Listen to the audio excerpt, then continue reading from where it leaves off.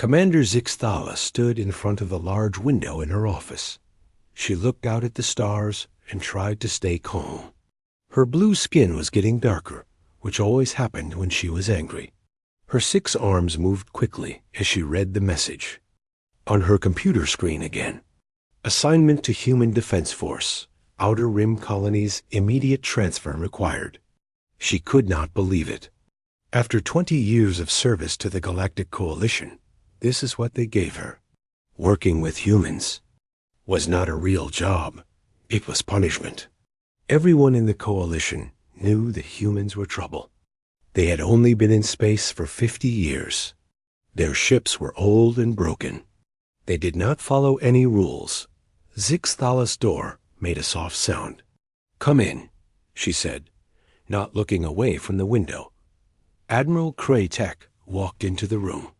He was tall and had 4 eyes that could look in different directions at the same time. 2 of his eyes looked at Zixthala, while the other 2 looked at her computer screen. "I see you got your new orders," he said. His voice was deep and serious. "Sir, I must ask you to change this assignment," Zixthala said. She turned around to face him. "I am a good officer. I have never failed a mission before. The incident with the Void Swarm scout ship was not my fault. My weapons officer made a mistake." Admiral Kretak's 4 eyes all focused on her now. The Coalition Council has made their decision. The Void Swarm is destroying planets across the Outer Rim. We need every ship and every officer we can get, even the humans. But sir, the humans don't know how to fight a real war. They use old weapons and broken ships. They don't follow any military rules. How can I work with people like that? The Admiral walked to her window and looked out at the space station. Ships from many different worlds were flying around the station. There were the long silver ships. From Vega Prime, the round golden ships from the crystal worlds, and the small fast ships from New Mars. Zixthala, you are a good officer. That is why we are sending you to work with the humans. Someone needs to watch them and make sure they don't do anything too crazy. Watch them?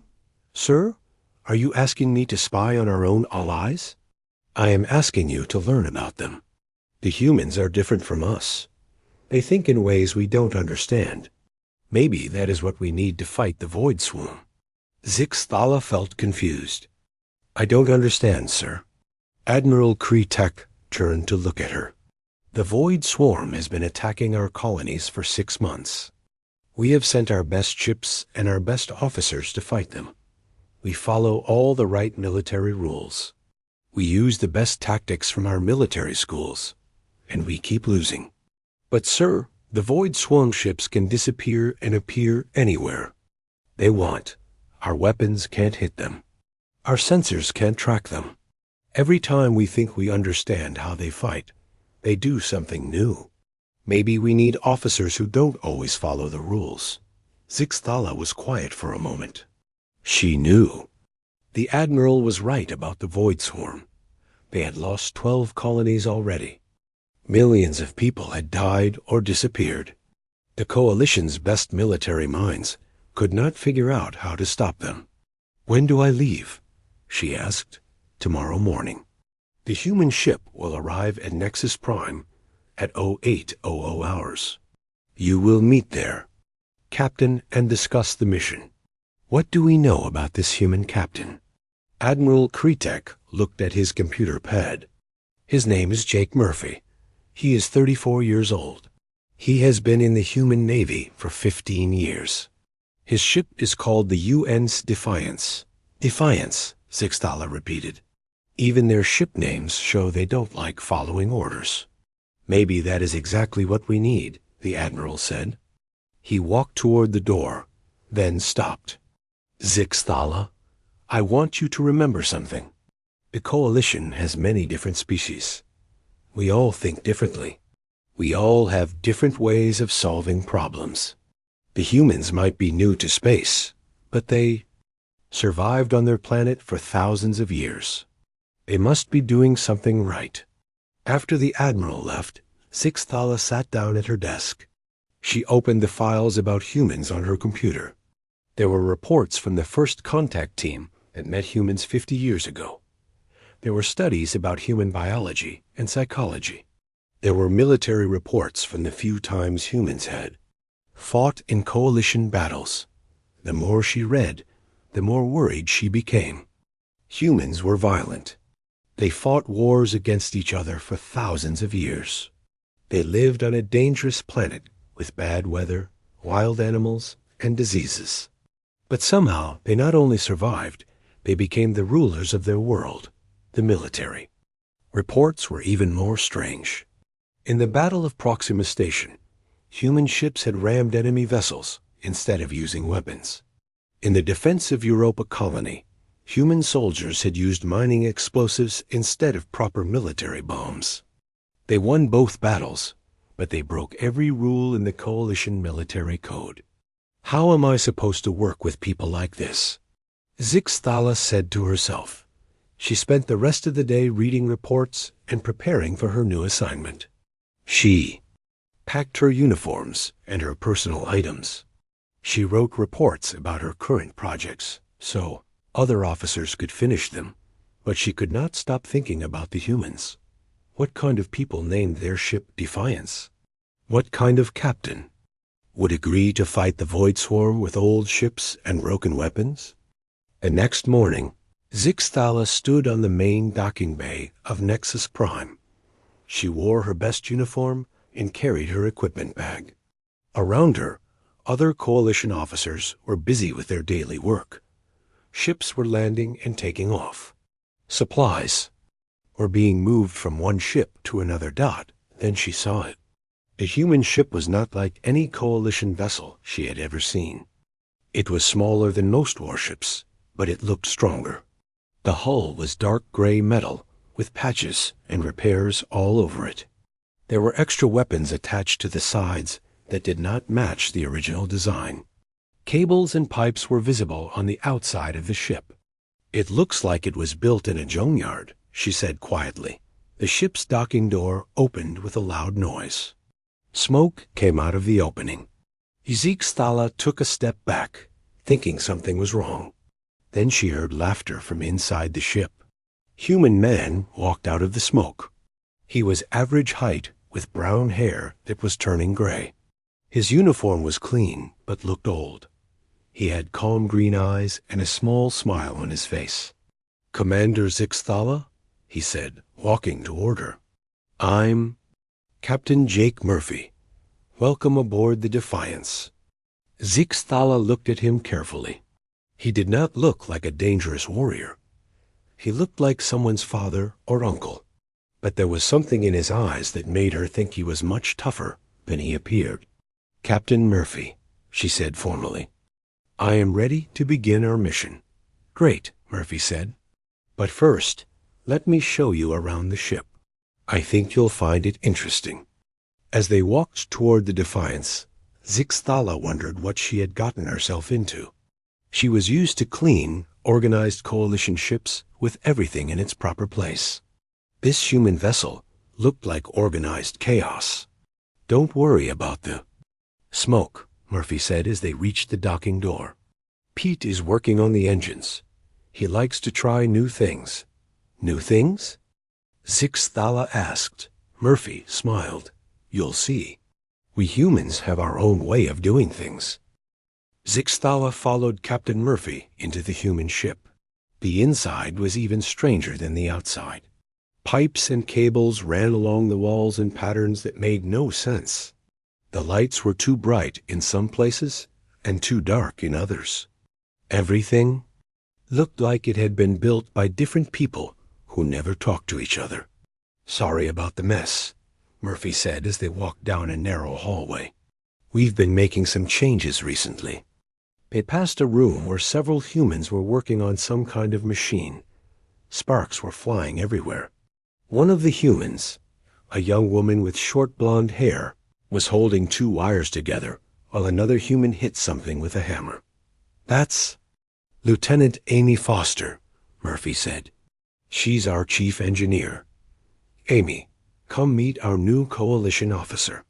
Amy looked up from her work. Her face was dirty, and she had a big smile. "Hi there.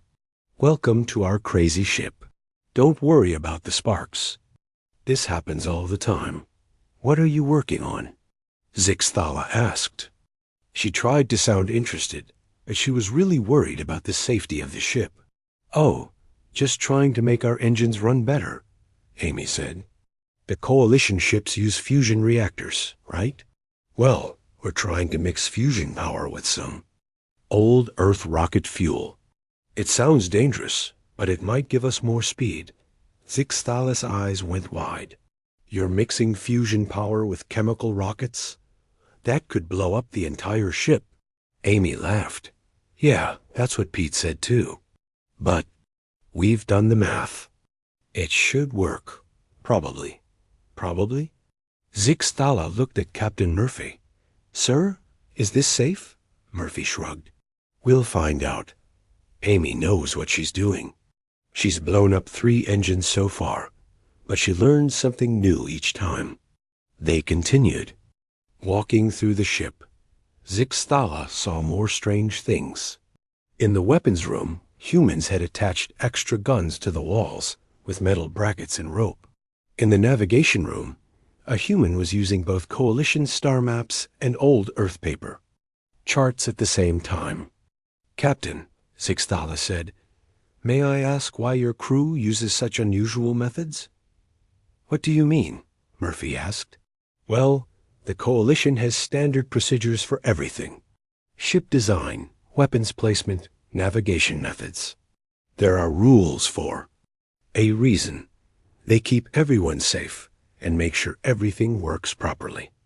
Murphy stopped walking and turned to face her. "Commander, can I ask you something? How long has the coalition been fighting the Void Swarm?" "6 months, sir." "And how many battles have you won?" Zixthala was quiet for a moment. "We have successfully defended some colonies, but we have not defeated the Void Swarm in any major battle." "That's what I thought," Murphy said. "Your rules and procedures work fine against normal enemies, but the Void Swarm isn't normal. They don't follow any rules at all, so maybe we need to stop following rules too." They reached the bridge of the ship. It was smaller than coalition bridges, and it looked very different. Instead of everyone sitting in neat rows, the human crew members were spread around the room. Some were standing, some were sitting on the floor, and one was even lying under a control panel with his feet sticking out. "Captain on the bridge!" Someone called out, but nobody moved to attention like they would on a coalition ship. "Everyone, this is Commander Zixthala from the Coalition Navy," Murphy said. "She's going to be working with us on this mission." A tall human man with dark skin walked over to them. "I'm Dr. San Rodriguez, our science officer. I've been reading about your people, Commander. Your species is very good at military strategy and organization." "Thank you, Doctor," Zixthala said. She was glad to meet a human who seemed more serious and professional. "Sam's been studying the Void Swarm for the past month," Murphy said. "Tell her what you found." Dr. Rodriguez's face became serious. "The Void Swarm isn't like any species we've ever seen. Their ships seem to be part machine and part living creature. They can appear and disappear without using any technology we understand. And when they attack a planet, they don't just destroy it. They make it disappear completely." "What do you mean, disappear?" Zixthala asked. "I mean the planet is gone. Not destroyed, not broken into pieces. Gone, like it never existed. We can't even find space dust where the planet used to be." Zixthala felt cold.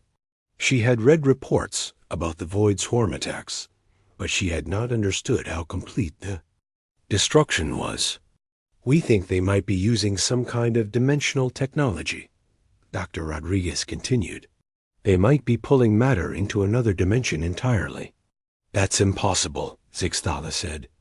"Dimensional travel is just theory. No one has ever built a working dimensional drive." "Maybe no one in our dimension has built one," Murphy said quietly. Before Zixthala could ask what he meant, alarms started ringing throughout the ship. A human woman at the communications station called out, "Captain, we're getting an emergency. Signal from the Tau Ceti system. Void swarm ships have been detected near the third planet." "How many ships?" Murphy asked. He was suddenly very serious and focused. "Unknown, sir." The message cut off after the first warning. Murphy looked at Zixthala. "Commander, this is your chance to see how we do things. Are you ready?" Zixthala straightened her uniform. "Yes, sir. What are your orders?" "We're going to Tau Ceti, but first, I want to try something different." "Amy," Lieutenant Foster's voice came through the ship's speakers. "Yes, Captain? How's that new engine working?" "Still in one piece, sir. Want to test it?" "You bet. Give us everything you've got." Zixthala felt the ship begin to move. But instead of the smooth acceleration of coalition ships, the Defiance shook and rattled like it was about to fall apart. The lights flickered, and she could hear metal creaking somewhere in the walls. "Is this normal?" she asked, holding onto a wall for support. "Pretty much," Murphy said with a grin. "Don't worry. The ship is tougher than it looks." Through the bridge windows, Zixthala could see stars beginning to stretch into lines as the ship entered hyperspace. But the effect looked different from Coalition hyperdrives. Instead of the clean blue tunnel of Coalition FDL travel, space, around the Defiance was filled with bright orange and red swirls. "Amy, what's our speed?" Murphy called out. "We're going about twice as fast as normal, Captain. And the engines are still stable." "Outstanding. How long to Tau Ceti?" "At this speed, about 6 hours instead of 12. Zixthala was impressed despite herself. Coalition engineers would never risk mixing different types of propulsion systems. But somehow, the humans had made it work. "Captain," she said, "I must admit, this is faster than any Coalition ship I've served on." "Thanks," Murphy said. "But speed won't matter if we can't fight the Void Swarm when we get there. Sam, show the commander what we learned about their attack patterns." Dr. Rodriguez led them to a large screen that showed a map of the galaxy. Red dots marked the places where the Void Swarm had attacked. Zixthala studied the pattern, trying to see if there was some logic to the attacks. "I don't understand," she said. "They're not attacking the richest worlds or the most defended ones. Some of these planets were almost empty. Why would they attack? A farming colony instead of a major military base?" "That's what we thought too," Dr. Rodriguez said. "But then we noticed something else. Look at this."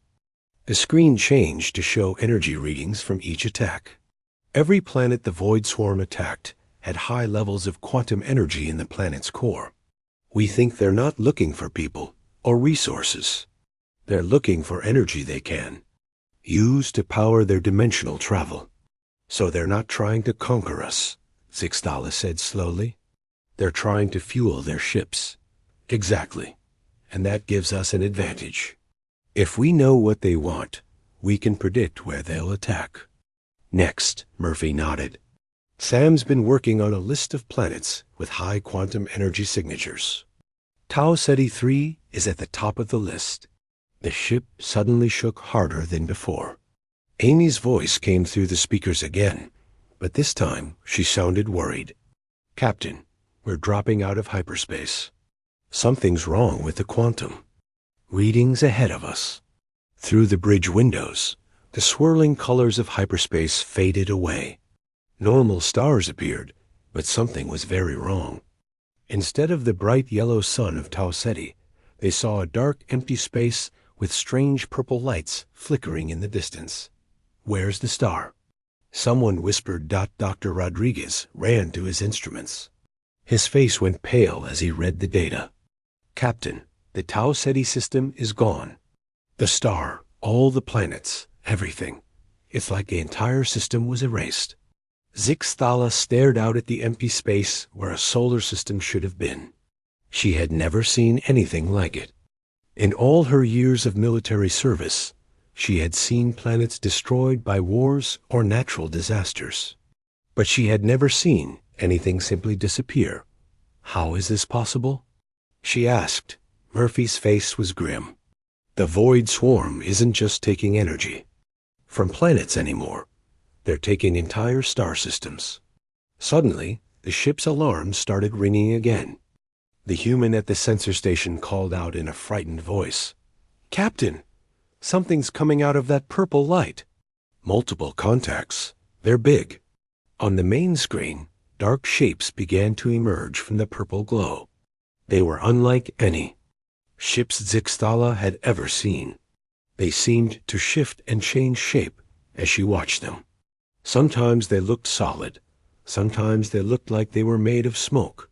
"Void swarm," Murphy said quietly. "Looks like we found them."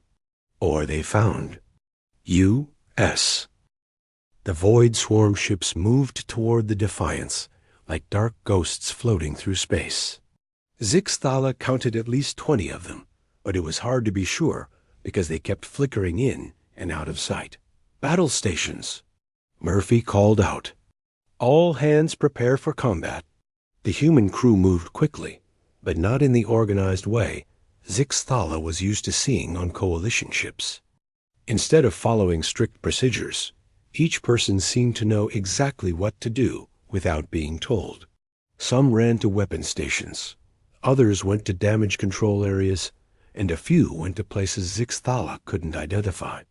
"Commander," Murphy said to her, "you might want to hold on to something. This could get rough. Captain, shouldn't we call for backup?" Zixtala asked. "One ship against 20 is not good odds." "Already tried," said the human at the communications station. "Something is blocking our signals. We can't reach the coalition fleet." Dr. Rodriguez looked up from his instruments. "Captain, I'm reading some very strange energy patterns from those ships. They're not completely in our dimension. Part of them exists somewhere else. Can we hit them with our weapons?" Murphy asked. "I don't know. Our sensors can barely detect them."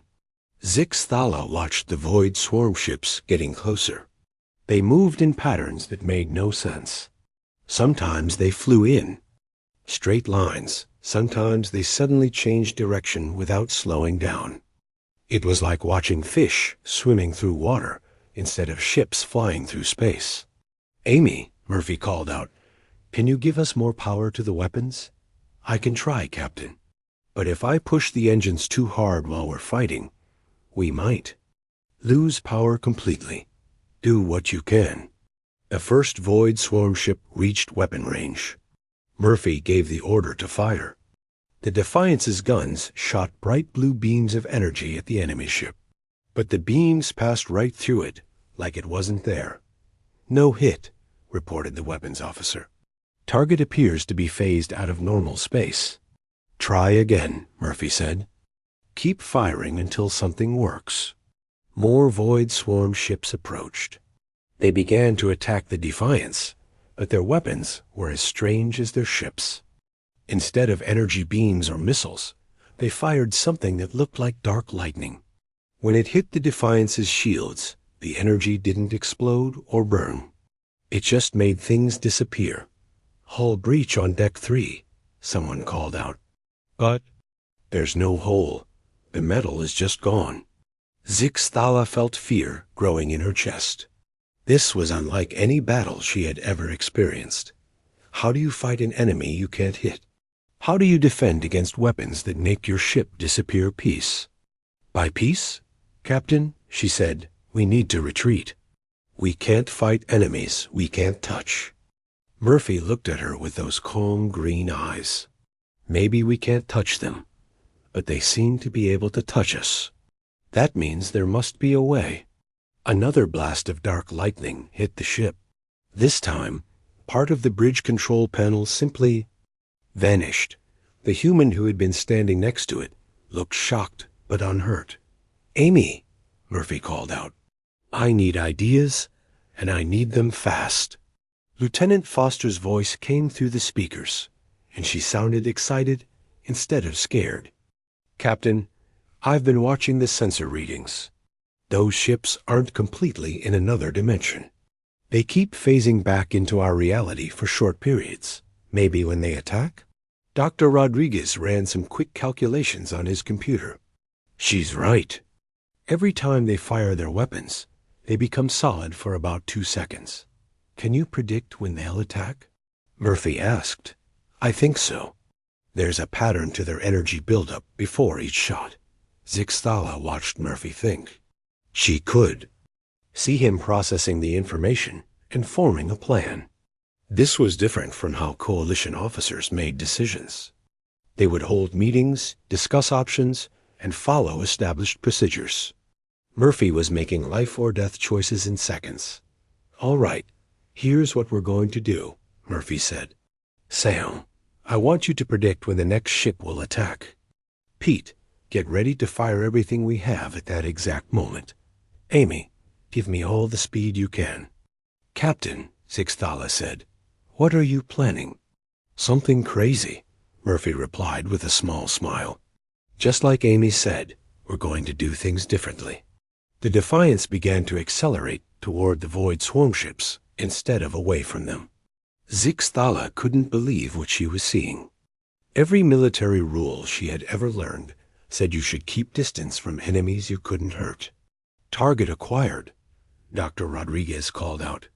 The lead ship is building energy for an attack. It should phase into our reality in 10 seconds. Pete, get ready, Murphy said. Weapons locked and ready, Captain? 5 seconds. Dr. Rodriguez counted down. 4, 3, 2. Fire! The Defiance's weapons fired at the exact moment the Void swarm ship became solid. This time, the energy beams hit their target. The enemy ship flashed bright white and then exploded in a shower of strange purple sparks. Direct hit! Pete shouted. Target destroyed. The other Void swarm ships seemed surprised. They stopped moving for a moment, as if they couldn't understand what had happened. But then they began to attack more aggressively. Sam, keep tracking their phase patterns, Murphy ordered. Pete, prepare to fire on my command. Amy, I need you to do something very dangerous. What do you need, Captain? Amy asked. Can you make our ship phase out like there's due? There was silence on the bridge. Even the other humans looked shocked by the suggestion. Captain, Zixtala said, that's impossible. We don't have dimensional technology. Amy, Murphy said, ignoring Zixtala's comment, you've been experimenting with mixing different types of engines. What if we mixed our hyperspace drive with our normal engines? Could that make us partially exist in hyperspace while we're in normal space? That's completely crazy, Amy said. But Zixtala could hear excitement in her voice. It might work for a few minutes before the engines exploded. Or it might kill everyone on the ship instantly. But it might work. It might work. Murphy looked around the bridge at his crew. Anyone who wants to object can do it now. This is dangerous even by our standards. Nobody spoke. Zixtala realized that these humans were willing to risk their lives on a plan that might not work, just because it was their only chance to survive. Do it, Amy, Murphy said. The ship began to shake in a new way. Instead of the familiar vibrations of the engines, everything started to feel strange and unreal. Zixtala looked at her hands and saw that she could see through them slightly.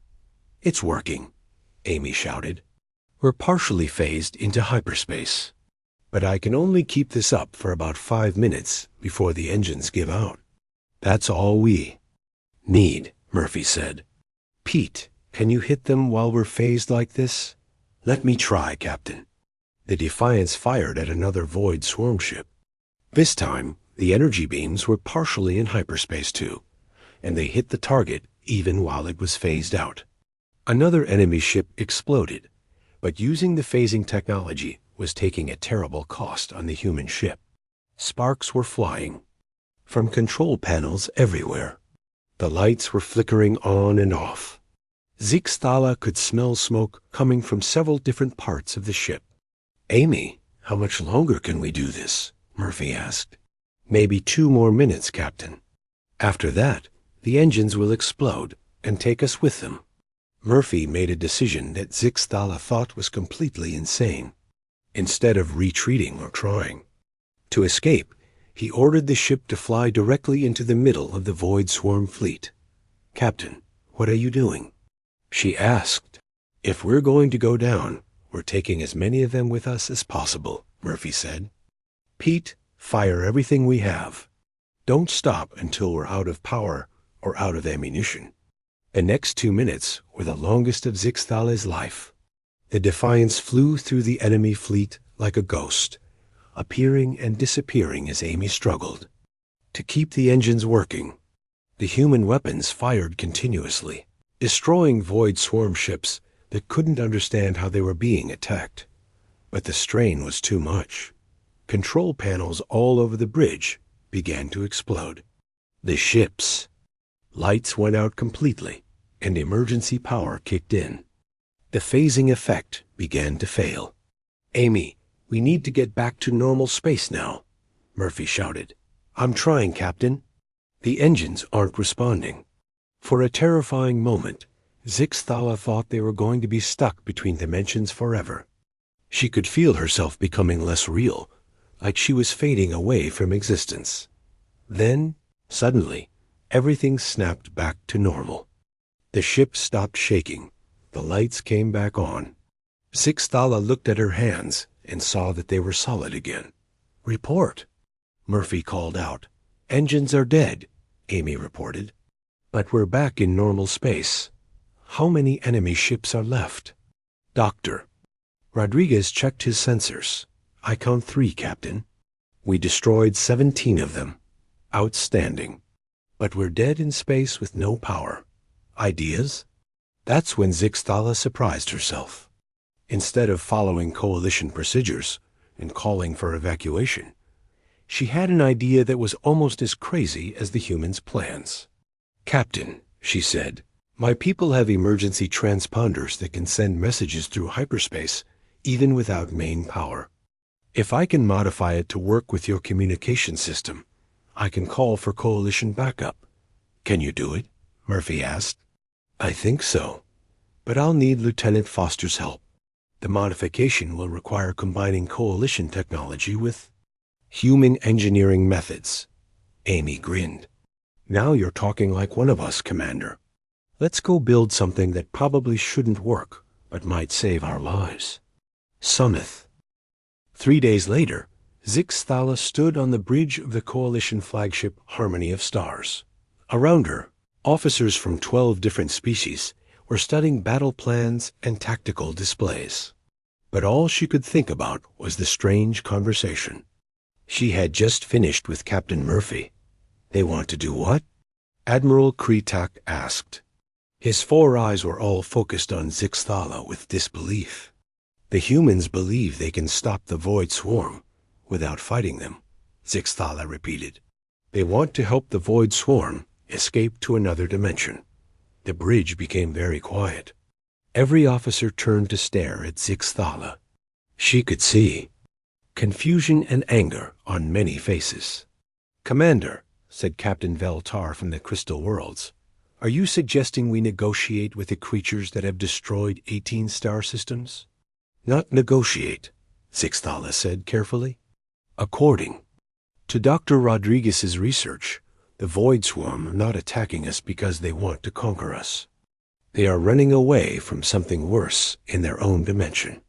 They consume matter and energy because they need fuel to keep running."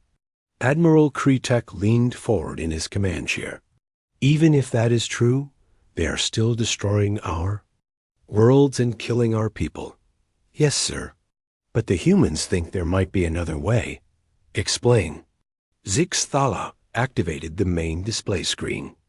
It showed the technical data that Dr. Rodriguez and Amy Foster had gathered during their fight with the Void Swarm. The Void Swarm exists partially in our dimension and partially in what the humans call subspace. When they attack planets, they are not just destroying them, They are pulling matter and energy into subspace to fuel their escape from whatever is chasing them. This is all theory, said Commander Hexalon from the War Worlds. We cannot base military strategy on human guesswork. It's not guesswork anymore. Zixthala said. She activated another display. 3 human volunteers allowed Dr. Rodriguez to modify their brain chemistry so they could exist partially in subspace. They made contact with the Void Swarm's collective consciousness. The bridge officers looked shocked. Brain modification was considered extremely dangerous by all coalition species. Most medical procedures that changed how the mind worked were forbidden. What did they learn? Admiral Kretek asked quietly. The Void Swarm calls itself the Fleeing. They come from a dimension where something they call the Hunger has consumed most of reality. They escaped to our universe, but the Hunger is still following them. Every time they stop running, it gets closer. So they destroy our worlds to fuel their escape. Captain Veltar said double quotes, yes. But here's the important part. The human volunteers learned that the Fleeing doesn't want to destroy us. They are desperate and afraid. They take what they need to survive, but they would prefer to find an empty dimension where they could exist without hurting anyone. Admiral Kretek was quiet for a long moment. What exactly are the humans proposing? They want to open a stable portal to an empty dimension, a place where the Fleeing can exist safely without needing to consume planets for fuel. Captain Murphy believes this will solve the problem permanently. And how do they propose to open this portal? Asked Commander Hexalon. We have never built technology that can create stable dimensional passages. The humans have been working with some of our engineers. They think they can modify coalition hyperspace generators to create a dimensional rift. But it would require every ship in the fleet to work together. Impossible, Commander Hexalon said immediately. Hyperspace generators are not designed for that kind of use. The power requirements would be enormous. And if something went wrong, we could destroy half the sector. The humans have done the calculations, Zixthala said. They believe it will work. They believe many things, Captain Veltar said coldly. That does not make them true. Admiral Kretek stood up and walked to the main display. He studied the technical information for several minutes. Commander Zixthala, what is your personal opinion of this plan? Zixthala thought carefully before answering. A few days ago, she would have said the plan was impossible and dangerous. But after working with the humans, she had learned to think differently.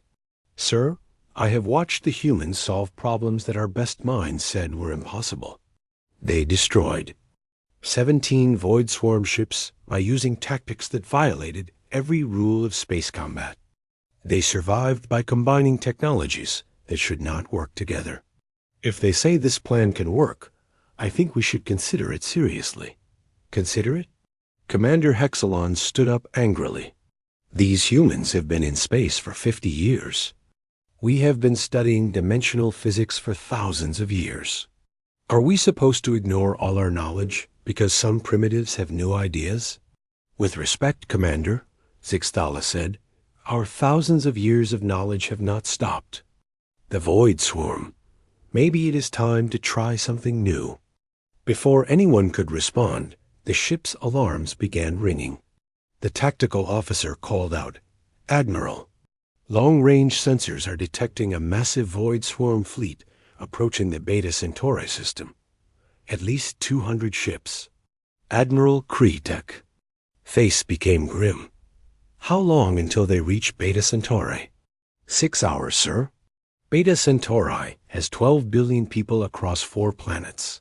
Captain Veltar said quietly. Admiral Kretek looked around the bridge at his officers.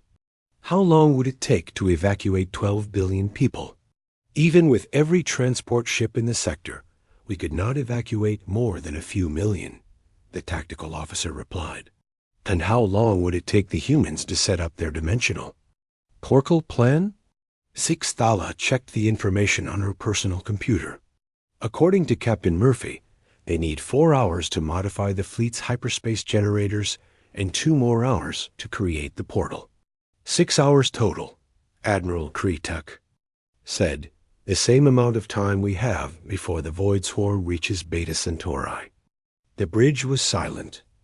Everyone understood what this meant. They had to choose between trying an impossible plan or watching 12 billion people die. Sir, Commander Exelon said, if we attempt this plan and it fails, we could lose the entire fleet. The Coalition would have no ships left to defend the remaining colonies. And if we don't try the plan, we will definitely lose Beta Centauri, Admiral Kretuk replied. Commander Zixthala, contact Captain Murphy. Tell him we will attempt his dimensional portal plan. Yes, sir. The next few hours were the busiest of Zixthala's life. She worked with human and Coalition engineers to modify hyperspace generators on 67 different ships. Each ship had different technology, so every modification had to be done differently. Amy Foster seemed to be everywhere at once, helping engineers who had never worked with human methods before. She showed them how to combine systems that were never meant to work together. She taught them to ignore safety protocols when necessary. The key, Amy explained to a group of confused Veltari engineers, is not to think about what should work according to theory. Think about what might work if you're lucky and brave. Dr. Rodriguez worked with Coalition scientists to calculate the exact position where each ship would need to be positioned around the dimensional portal.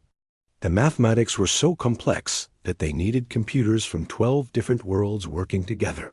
Meanwhile, Captain Murphy coordinated with Coalition military commanders to plan what would happen when the Void Swarm arrived. The portal would take time to open, and they would need to defend it while the modifications were completed. The most dangerous part, Murphy explained to the assembled captains, is that we have to let the Void Swarm get close to us. If they're too far away when we open the portal, they won't see it as an escape route. They'll just think it's another weapon. How close? Asked Captain Veltar. Close enough that they could destroy half our fleet before we can get the message across that we're trying to help them. As the time approached, Zixthala found herself back on the bridge of the Defiance. The human ship had been repaired, but it still looked like it had been built in a junkyard. She realized that she no longer cared about how it looked. What mattered was that it worked. Commander, Murphy said to her, I want you to know that if this plan fails, it's been an honor working with you. The honor has been mine, Captain. I have learned much from your people, and we've learned from yours. Maybe that's what this is really about. Not just stopping the Void Swarm, but learning to work together. Through the bridge windows, they could see the Coalition fleet arranged in a perfect circle around empty space. Each ship was exactly where Dr. Rodriguez's calculations said it needed to be. Human and alien engineers worked together on every vessel, making final adjustments to the hyperspace generators. Sir, Dr. Rodriguez called out, the Void Swarm fleet is dropping out of hyperspace. 237 ships, just like our sensors predicted. Are they heading for Beta Centauri? Murphy asked. No, sir. They're coming toward us. Zixthala felt her heart beating faster. Why would they change course? Because they can sense what we're trying to do, Murphy said, quietly. They know we're building something that could change everything. The question is whether they think it's a weapon or a gift. On the main screen, the Void Swarm ships appeared like a dark cloud moving across the stars. There were so many of them that they blocked out the light from distant suns. As they got closer, Zixthala. For a long moment after Captain Murphy's message, space was completely silent. The Void Swarm ships floated like dark ghosts, not moving toward the Coalition fleet, but not retreating either. Zixthala could feel tension on every ship in both fleets. Then something incredible happened. The largest Void Swarm ship began to change. Its dark surface started to glow with soft purple light, and patterns appeared on its hull that looked almost like writing. "Sam," Murphy said quietly, "are you getting this?" Dr. Rodriguez worked frantically at his instruments. "Yes, Captain." "They're trying to communicate. The patterns on their ship are some kind of language. I'm running it through our translation. Programs now. What are they saying? Give me a moment." "Okay, I think I have it." The message says, "Small warm bloods who think in straight lines, you speak of safe places that are not here. How do you know of the hunger that follows? How do you know of the great running away?" Murphy looked at Zixthala, then back at the main screen. "Tell them that we met some of their people in battle. We learned that they don't want to hurt us. They just need energy to keep running. Tell them we want to help them find a place where they can be safe forever." Dr. Rodriguez translated the message and sent it back to the Void Swarm. The wait for an answer felt like hours, but it was probably only a few minutes. When the reply came, the translation made Zixthala's heart race. "You offer the impossible thing. The safe place that is not here cannot be reached by small warm bloods with metal wings. Only the fleeing can travel between the layers of what is." "Captain," Amy Foster's voice came through the speakers, "I think they're saying they don't believe. We can actually open a portal to another dimension." "Then let's show them," Murphy said. "Amy, begin the portal sequence. All stations, this is Lieutenant Foster. Beginning dimensional portal creation in 10 seconds. All ships maintain exact positions. If any ship moves more than 1 meter from its assigned location, the portal will collapse and probably take us all with it." Zixthala watched the Coalition fleet begin to work together in a way she had never seen before. Ships from 12 different worlds with 12 different types of technology all coordinated their hyperspace generators at exactly the same moment. The effect was beautiful and terrifying. A ring of bright blue energy formed in the center of the fleet formation. The ring grew larger and brighter until it was almost too bright to look at. Then the center of the ring began to tear open, revealing something that shouldn't exist. The portal, Zixthala could see another universe. It looked peaceful and empty, with soft golden light and floating islands of matter that sparkled like jewels. There were no stars, no planets, just endless space filled with gentle energy that could sustain life without the need to consume other worlds. "Portal stable," Amy reported. "Dimensional gateway is open and holding.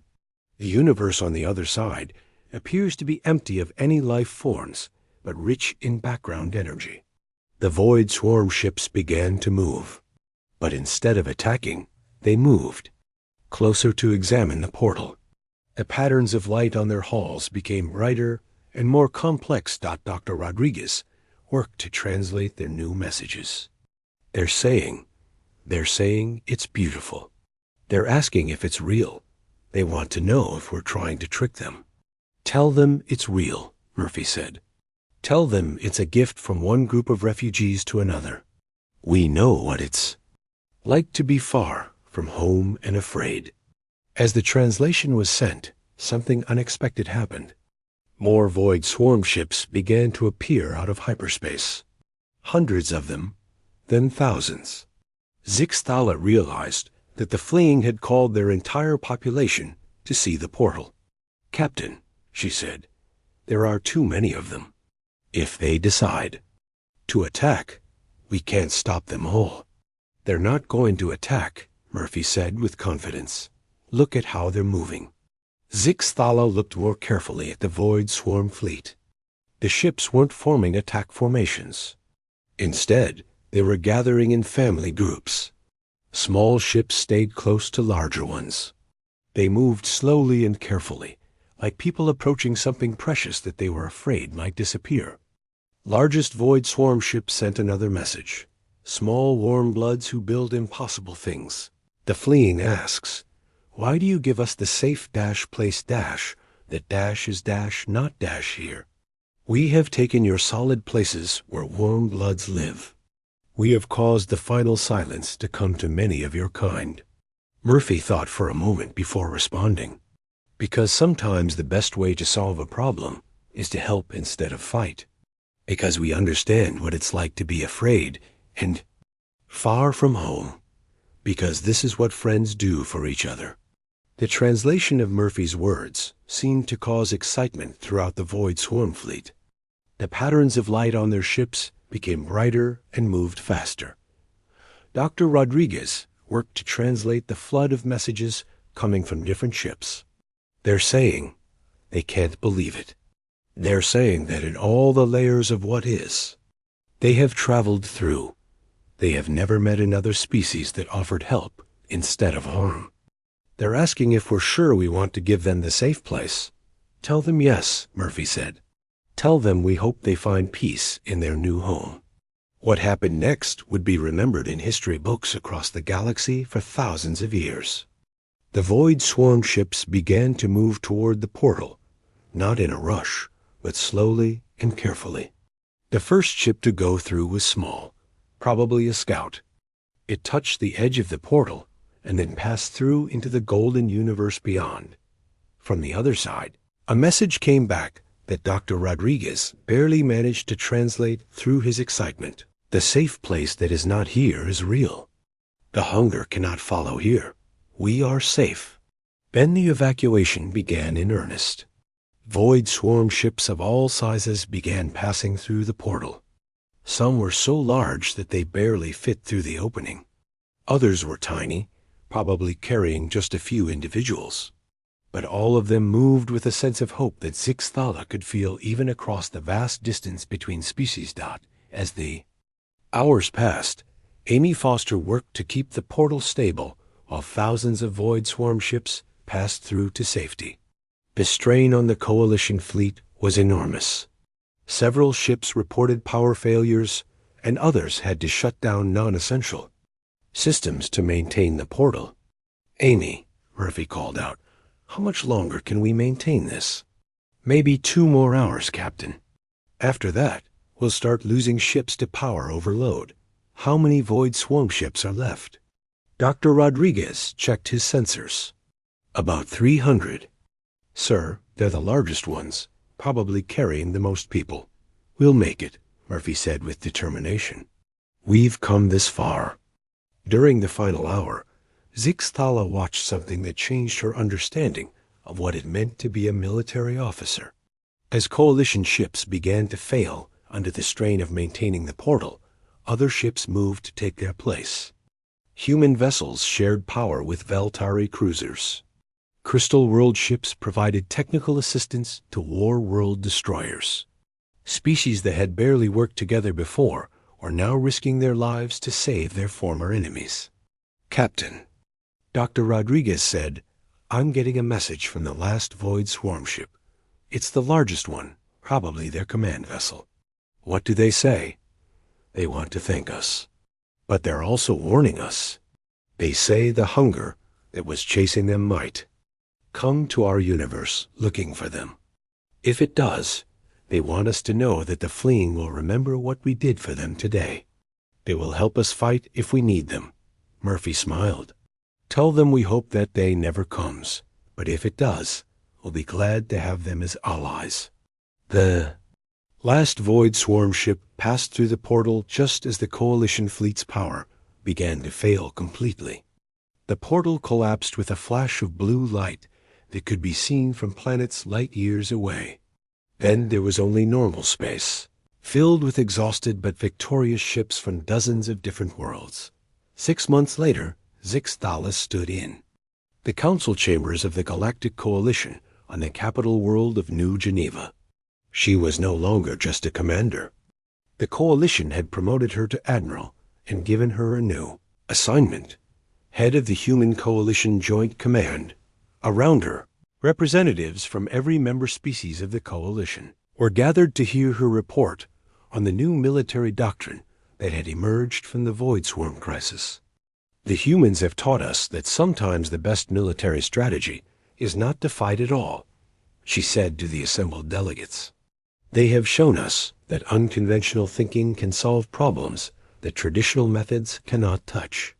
Most importantly, they have demonstrated that cooperation between different species can achieve things that no single world could accomplish alone. In the audience, she could see Captain Murphy, now promoted to Admiral Murphy, along with Dr. Rodriguez, and Lieutenant Foster. Amy had been promoted to Chief Engineer for the entire Joint Command, and was already working on new technologies that combined human creativity with coalition science. The humans will continue to seem strange to many of us, Zixthala continued. They will continue to break rules, ignore procedures, and try impossible things. But we have learned that this is not a weakness. It is their greatest strength. And now it is our strength too. After the ceremony, Admiral Murphy approached her with his familiar calm smile. Admiral Zixthala, congratulations on your promotion. How?